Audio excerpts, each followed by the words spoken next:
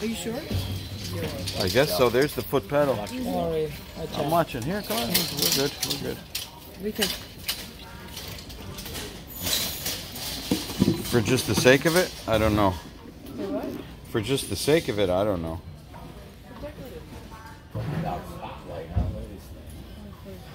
There's an old Singer sewing machine.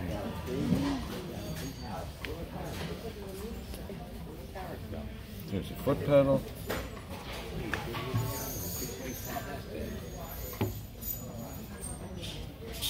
Was it worth money, Jay, or no? Probably an antique, maybe from the 40s or 50s, but It's great. These things are the best. a girl we know does quilting, and she was mentioning these one time. Oh yeah. I'm going to show her a picture of it. Not bad for $75. Yeah, I mean, in an antique shop, I'm sure it'd be a lot more, but then you got to talk about if it's in running order and